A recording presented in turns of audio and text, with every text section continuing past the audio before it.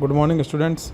भारतीय online class में एक बार फिर मैं आपका स्वागत करता हूं। तो बच्चों, पिछली क्लास में हमने खरीफ की फसलों के प्रमुख रोगों के ऊपर डिस्कस कर रहे थे। तो आज का जो अपना टॉपिक है वो है टमाटर का पर्णकुंचन रोग। तो आज अपन पढ़ेंगे इस रोग के अंदर, टमाटर के अंदर जो पर्णकुंचन रोग है उसका लक्षण क्या है, उसका रोग कारक क्या, उसका प्रबंधन क्या होता है। तो सबसे पहले बात करते हैं इस रोग को सामान्य नाम। तो इस रोग को सामान्य तौर पर कोडी या माथाबंदी कहते हैं। कोडी या माथाबंदी इसको कहते हैं। ये आप ध्यान देना। क्यों ध्यान देना? क्योंकि ये जो डिफरेंट टाइप के नाम होते हैं ये एग्ज़ाम में ज़रूर पूछे जाते हैं। तो कोडी या माथाबंदी इस रोग को कहते हैं। ठीक है। और जब भी खेत में इसकी फसल की रुपाई की जाती है तो रुपाई करने के लगभग 20 दिन के अंदर अंदर इस रोग के अगर लक्षण प्रकट हो जाए तो प्रोडक्टिविटी कितना प्रतिशत, 92% क्या होती है, इससे प्रभावित होती है। 92% तक इससे नुकसान होता है। तो ये आप मेंशन कीजिएगा, ध्यान दीजिएगा। अब करते हैं आगे बात। तो लक्षणों के अंदर चलते हैं। तो इसके लक्षण देखते हैं। तो रोगग्रसित पादप जो होता है उसकी पत्तियां कैसी होती है, इसमें छोटी रह जाती है, बौना पौधा रह जाता है। जब पत्तियां छोटी रह गई तो ग्रोथ भी क्या होगी, कम होगी। और पत्तियों के किनारे जो होते हैं वो कप के आकार में, कप का आकार मतलब जो अपना ये कप होता है ना, प्यालीनुमा संरचना, इस आकार के अंदर क्या होते हैं, वो मुड़ जाते हैं। साथ में क्या होता है, किनारों से पीले हो जाते हैं और टिप वाला पार्ट होता है उस पर गुच्छे में दिखाई देने लग जाते हैं। तो ये इसके पादप के लक्षण है।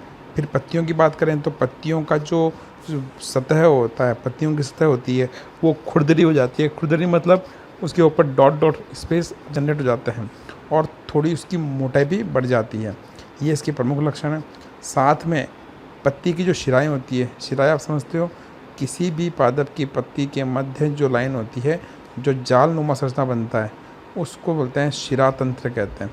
और उसके मध्य गहरी लाइन होती है उसको कहते हैं शिरा, मुख्य शिरा। और उससे निकलने वाली जो लाइनें होती है उसको बोलते हैं उपशिरा। तो अपन बात कर रहे हैं उनकी। तो जो पत्ती की शिराएँ होती है वो धीरे धीरे मोटी हो जाती है। फिर बात करते हैं आगे, इसकी जो पर्व संधियाँ होती है, पादप की जो पर्व संधियाँ। अब पर्व संधियाँ क्या होती है? आपने गन्ने का पौधा देखा, गन्ने में लाइनें होती है। बाजरे का पौधा देखा, उसमें भी लाइनें होती है। तो ये लाइनें होती है तने पर, उनको बोलते हैं पर्व संधि। और एक दो लाइनों के बीच का जो स्पेस होता है, भाग होता है, उसको बोलते हैं पर्व। तो ये लाइनें क्या करते हैं, ये छोटी रह जाती है। और अगर ये छोटी रहेगी तो बीच वाला हिस्सा वृद्धि नहीं करेगा, और वृद्धि नहीं करेगा तो पादप की लंबाई नहीं बढ़ती। इस कारण से पादप बौने हो जाते हैं और देखने पर छोटी झाड़ी नुमा संरचना के रूप में दिखाई देता है। और ऐसा होने पर उत्पाद क्या होता है, सीधा सा प्रभावित होता है। फिर बात करते हैं आगे, इसकी जो स्टार्टिंग फेज़ है उसमें संक्रमित जो पौधे होते हैं वो पीले हो जाते हैं और साथ में फूल और फल बहुत कम लगते हैं या फिर उत्पन्न ही नहीं होते। तो ये इसकी सबसे बड़ी समस्या होती है। अब मैं आपको इससे संक्रमित पादप दिखा रहा हूँ, आप देखिए। संक्रमित पादप दिखा रहा हूँ, पत्तियाँ दिखा रहा हूँ, दोनों चीज़ें आपको दिखा रहा हूँ, आप डायग्राम देखिए।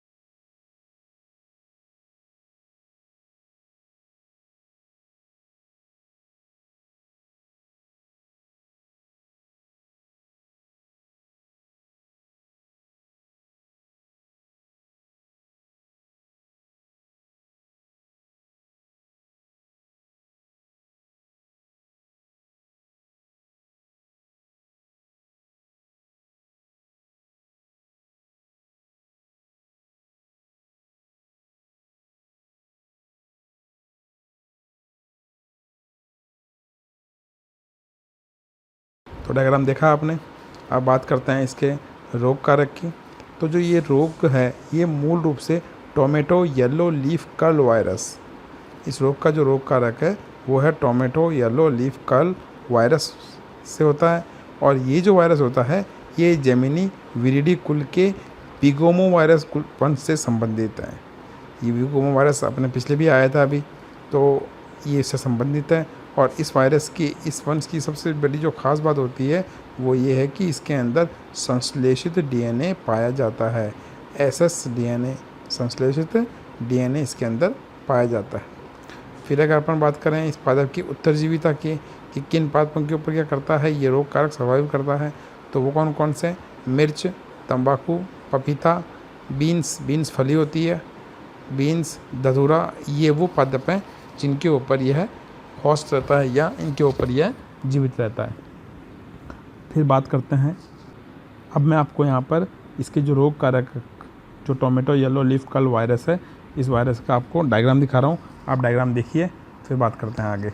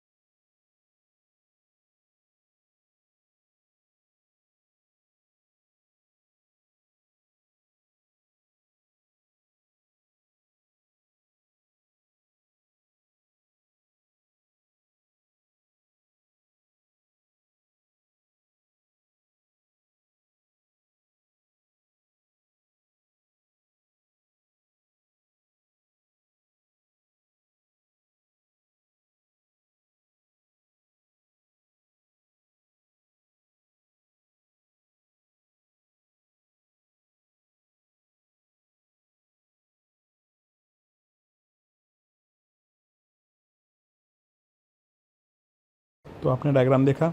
अब बात करते हैं संचरण। तो इस वायरस का संचरण मूल रूप से जो सफ़ेद मक्खी होती है, जिसको अपने पहले ही बात की थी, बेमिसिया टिबेकी, उसके द्वारा क्या होता है, इसका संचरण होता है।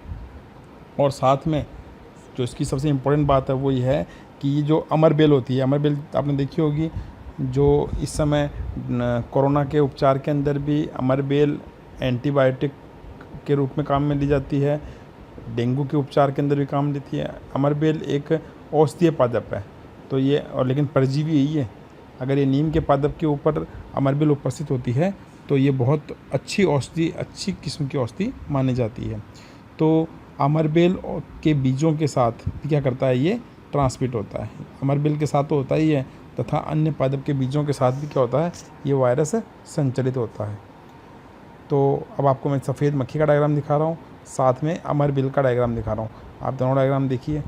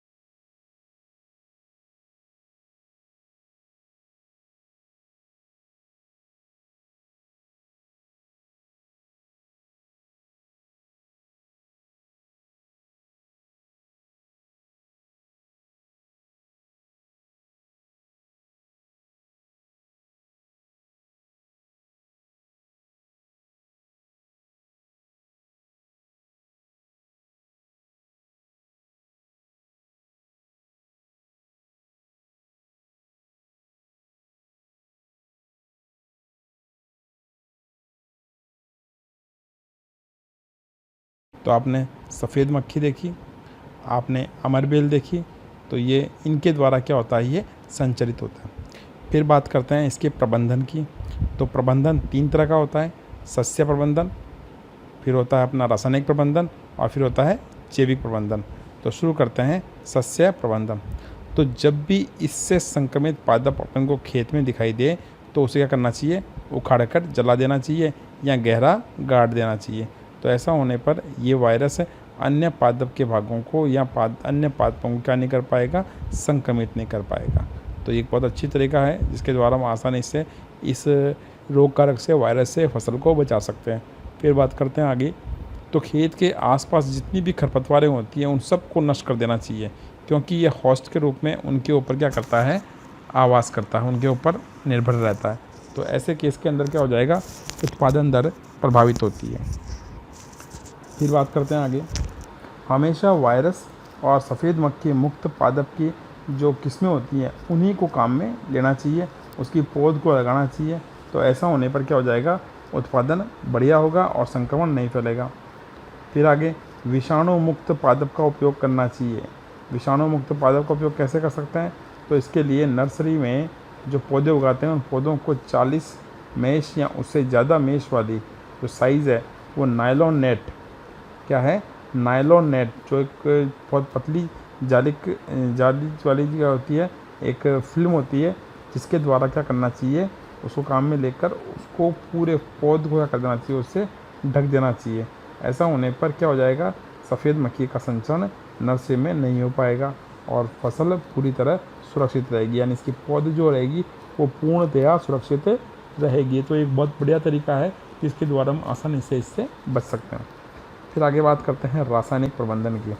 तो रासायनिक प्रबंधन के अंदर जो सबसे पहला जो तरीका होता है वो होता है रोग वाहक मक्खी को रोकना, और फिर होता है फसल को बचाना। तो रोग वाहक मक्खी यानी सफ़ेद मक्खी को रोकने के लिए जो हमने पहले तरीका काम में लिया था वही काम में लेंगे।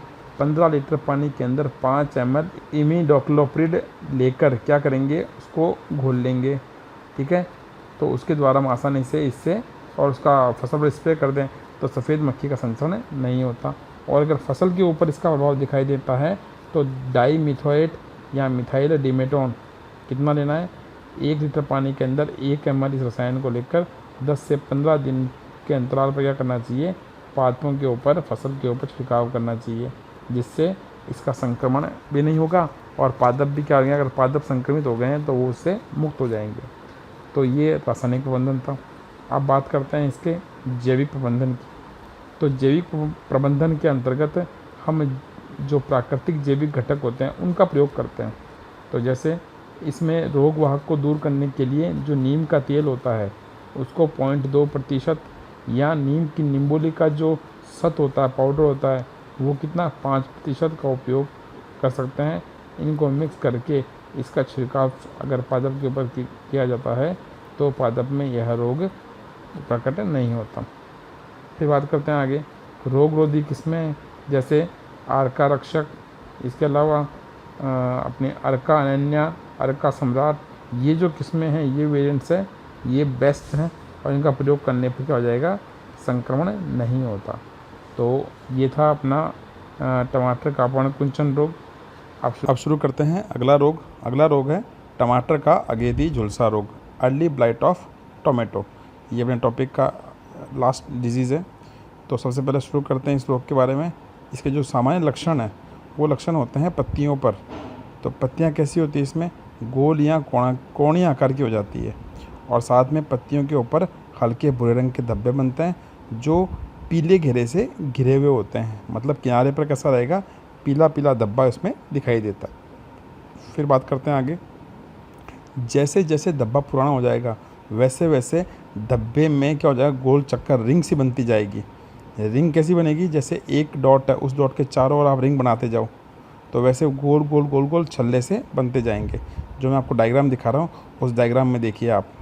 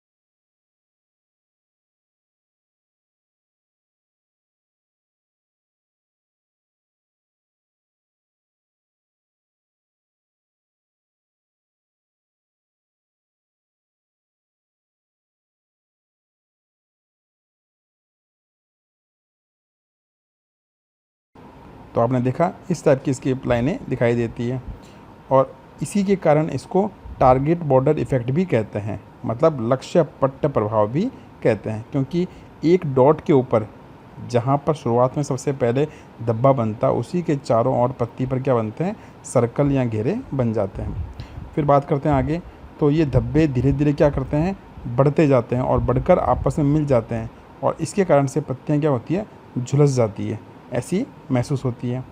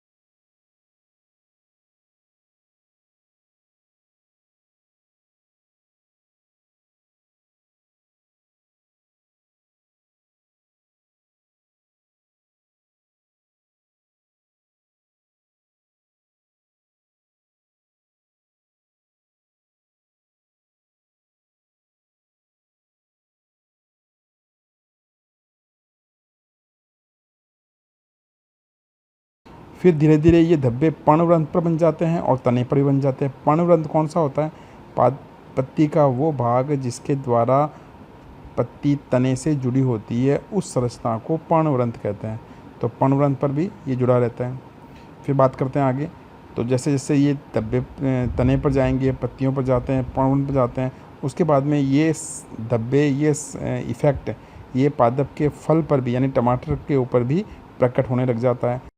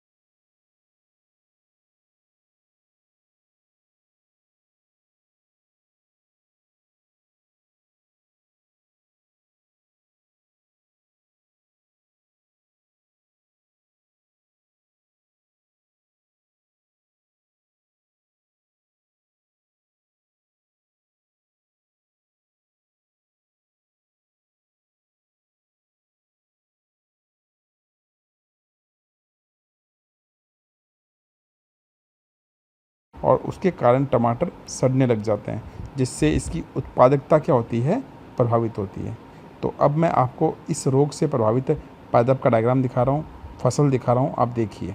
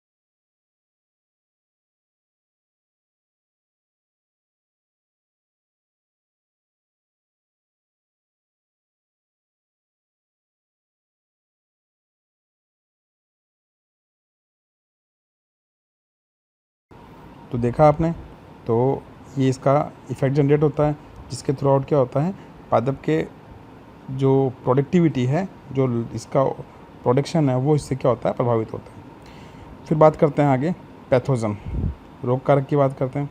तो इसका जो रोग कारक है वो है अल्टरनेरिया सोलेनाई। अल्टरनेरिया सोलेनाई क्या है, एक कवक है, तो ये कवक जनित रोग है, और यह कवक मिट्टी में रहता है और मिट्टी में क्या होता है, इस कवक का निवास है। मिट्टी में पड़े हुए कवक जाल और कोनिडिया क्या करते हैं, अगली फसल के अंदर रोग उत्पन्न करते हैं। तो अगर इसका संक्रमण पादप पर हो जाता है तो पादप पर संक्रमण करने के पश्चात ये निष्क्रिय रूप से उस मिट्टी में रहेगा। फिर जैसे ही अगली फसल उगाएंगे तो उस अगली फसल के अंदर वापस क्या कर देगा, ये संक्रमण पैदा कर देता है। ये जो कवक होता है ये टमाटर के साथ साथ आलू, बैंगन, मिर्च, इनमें भी क्या करता है, रोग उत्पन्न करता है। तो मैं आपको डायग्राम दिखा रहा हूँ इस रोग कारक का। आप देखिए अल्टरनेरिया सोलेनाई का डायग्राम।